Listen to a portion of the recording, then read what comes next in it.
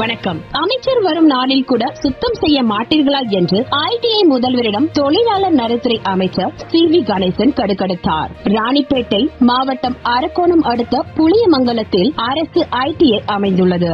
இங்கு தொழிலாளர் நலன் மற்றும் திறன் மேம்பாட்டுத்துறை அமைச்சர் சி.வி. கணேசன் இன்று திடீர் ஆய்வு நடத்தினார். அப்போது ஐடிஐ முதல்வர் சித்ராவிடம் இந்த ஐடிஐ எப்போது தொடங்கப்பட்டது, எவ்வளவு மாணவர்கள் படிக்கின்றார்கள் என்று கேட்டறிந்தார். அதைத் தொடர்ந்து ஆய்வுக்காக ஒவ்வொரு பணிமனையாக செல்ல முயன்ற போது ஐடிஐயின் தொடக்க பகுதியிலேயே குப்பை குளங்கள் நிறைந்து காணப்பட்டது. இதை பார்த்து ஆத்திரமடைந்த அமைச்சர் சி.வி. கணேசன், இப்படிதான் ஐடிஐ வைத்திருப்பீர்களா? அமைச்சர் வரும் நாளில் கூட சுத்தம் செய்ய மாட்டீர்களா என்று கேட்டார். அதற்கு வேலை வாய்ப்பு மற்றும் பயிற்சித்துறை ஆணையர் சுந்தரவல்லி ஆட்கள் பற்றாக்குறையால் இதுபோன்று இருப்பதாக தெரிவித்தார். அதற்கு அமைச்சர் சி.வி. கணேசன், இதற்கெல்லாம் ஐடிஐ முதல்வர் தான் பொறுப்பு ஏற்க வேண்டும். தினமும் ஐடிஐ வளாகத்தை சுத்தமாக வைத்துக் கொள்ள வேண்டும் என்றார். அதைத் தொடர்ந்து திடீரென அங்கிருந்த கழிவறைக்குள் சென்று இப்படி சுத்தம் இல்லாமல் இருக்கிறது என்று தெரிவித்தார். பின்னர் ஒவ்வொரு பணிமனையாக சென்று மாணவர்களுடன் கலந்துரையாடினார். பயிற்றுனர்கள் பாடம் எடுப்பதை மாணவர்களுடன் அமர்ந்து கவனித்தார். தரமான பயிற்சியை கொடுத்து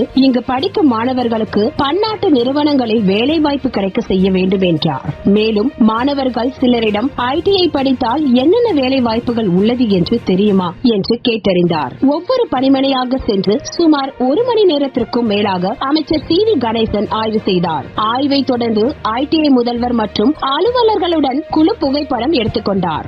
ஆய்வின் முதலிலேயே என்னமா இப்படி பண்றீங்களேமா என்பது போன்று என்னமா இப்படி ஐடிஐ குப்பை கூடமாக வைத்திருக்கிறீர்களே என்று அமைச்சர் கேட்கும் அளவிற்கு துர்நாற்றத்துடன் வைத்திருந்த அதிகாரிகள். மினிஸ்டர் வரும்போது இப்படி துர்நாற்றத்துடன் காட்சி அளிக்கிறது என்றால் அங்கு படிக்கும் மாணவர்கள் எப்படி கல்வி கற்பார்கள்? இது போன்ற அவல நிலை ஏன் தொடர்ந்து கொண்டே இருக்கின்றது? கல்வி கற்கும் இடமா அல்லது குப்பைகளாக இருக்கும் இடமா? மாணவர்கள் பயன்படுத்தும் கழிவறைகள் கூட சுத்தமாக வைத்திருக்க முடியாத அளவிற்கு நம் தேசம் வறுமையில் வாடுகிறதா? இன்னும் ஏன் இது போன்ற அவல நிலைகள் தொடர்ந்து கொண்டே இருக்கின்றது? கல்வியை கற்கும் இடம் சுத்தமாக இருக்க வேண்டும். கல்வியை கற்பிக்கும் இடமே அசுத்தமாக காணப்பட்டால் மற்ற இடங்கள் எவ்வாறு சுத்தமாக இருக்கும் என்பது கேள்விக்குறியே. எப்பொழுதுதான் நாம் சுத்தம் சுகாதாரத்துடன் வாழ போகிறோமோ என்று புரியவில்லை. எங்கு சென்றாலும் குப்பை களமாகவே நிறைந்து காணப்படுகிறது. இது போன்ற அவல நிலைகள் எவ்வளவு நாட்கள் தொடரப் போகிறது என்பதை பொறுத்திருந்துதான் பார்க்க வேண்டும். ஆய்வின் போது வேலைவாய்ப்பு மற்றும் பயிற்சித்துறை ஆணையர் சுந்தரவல்லி, ராணிப்பேட்டை மாவட்ட ஆட்சியர் வளர்மதி மற்றும் அதிகாரிகள், திமுக பிரமுகர்கள் உடன் இருந்தனர். ராணிப்பேட்டை மாவட்ட செய்தியாளர் ராம் சுரேஷ்.